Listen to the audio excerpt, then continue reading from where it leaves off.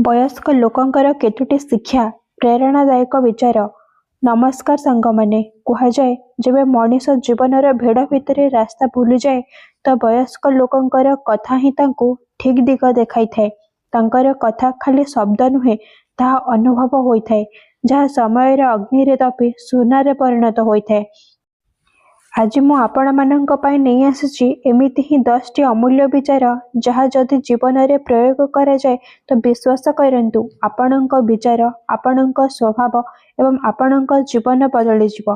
जदि आपणको एही कथा हृदय को छुई जाए तो निज सुंदर हाथर एक लाइक अवश्य करंतु एवं कमेंट रे बताइबे कि केउ कथा आपणको हृदय को सबुठारु बेसी छुईला। नंबर 1, विरोध शुणिबार अभ्यास करि दियो। वयस्क व्यक्ति कहती जदि शिखर को पहुंचबार अछि तो आलोचना शुणिबा शिख, कारण विरोध ही सही आईना अटे जहाँ तुमको देखाई थाए कि तुमे ठीक दिगरे चलुच। जदि सबु कथार उत्तर देव तो तुमर ध्यान लक्ष्य रु हटि जिवो। मने रखंतु सबु ताली समस्तंक पई बजा जाए नहीं, किछि तो खाली शब्द करबा पई बजा जाय थाए। नंबर 2, सबु समस्यार 3टी रास्ता। जीवनर सबु संकटर समाधान खाली 3 होई थाए। ताको स्वीकार कर अथवा ताको परिवर्तन कर, अन्यथा छाड़ी दियो। लोके चतुर्थ रास्ता खोजी थांती एवं जीवन असजड़ा होई जाय थाए। जे एही रास्ता बुझी जाए से हसिबा सीखी जाए, पुणी समय जेमिति मध्य हेउथाउ ना काहेकि। नंबर 3, जितिबा सब बेले गुणर प्रमाण होई न थाए। केबे केबे गध को मध्य सफलता मिली थाए। एहार अर्थ एहा नुहे जे घोड़ा ठारू भल अटे। होई थाई पारे घोड़ा प्रतियोगिता रे ओला ही नहीं, मतलब सफा अटे। सबु सफलता श्रेष्ठता होई न थाए। केबे केबे परिस्थिति जीति थाए, व्यक्ति नुहे। नंबर 4, संगतिर प्रभाव बहुत गभीर होई थाए। कोनोसे ज्ञानी कहिथिले मूर्ख लोकंक संगतरे ज्ञान घटी थाए, अति भोजन रे तेज घटी थाए, किंतु जे प्रभुंकर गुण गाई थाए तार जीवन रे पाप घटी थाए। एथिपाई भाबंतु तुमे कहा सहित बसिथाओ, कौन खाइथाओ एवं कौन कुह, कारण यह तुमर चरित्र एवं भविष्यत बनाई थाए। नंबर 5, संपत्ति नुहे संस्कार दियो। जदि चाहच कि पुआ तुमर नाम रोशन करू तो ताकू धन नुहे संस्कार एवं शिक्षा दियो। पक्षी निज छुआ मानू बसा दियंती नहीं, खाली उड़ाइबा शिखई दियंती। संस्कार सही टेणा अटे जहाँ सबु बात्यारे मध्य मनीष को तले पकाई न थाए।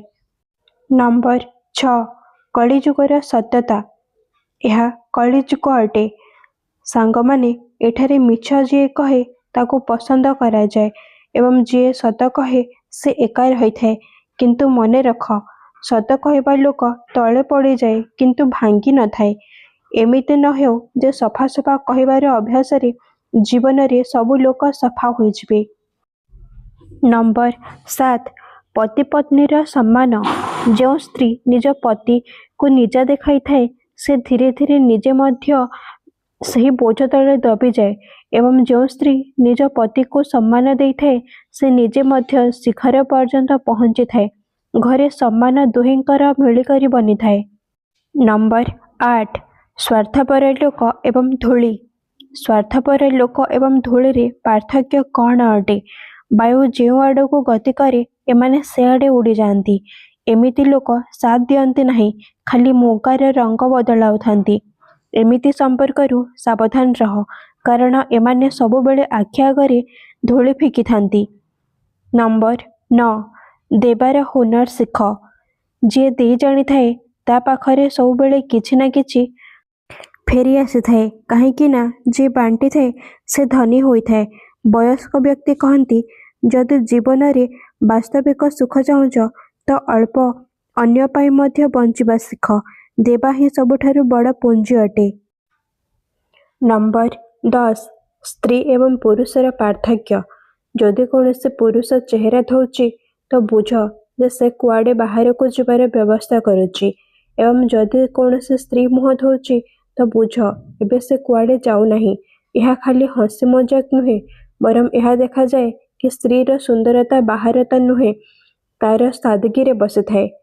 शेषरे खाली एतिकी मने रखंतु सांगमाने, ଜୀବନ ସେଠାରେ ସୁନ୍ଦର ଅଟେ ଯେଉଁଠାରେ ଶିଖିବାରେ, ଦେବାରେ ଏବଂ ହସିବାରେ ବିତିଯାଏ। ପ୍ରତିଦିନ କିଛି ନୂଆ ଶିଖ, ପ୍ରତି କ୍ଷଣ କାହାର ଭଲ କର ଏବଂ ପ୍ରତି କ୍ଷଣରେ ଖୁସିରେ ରୁହ।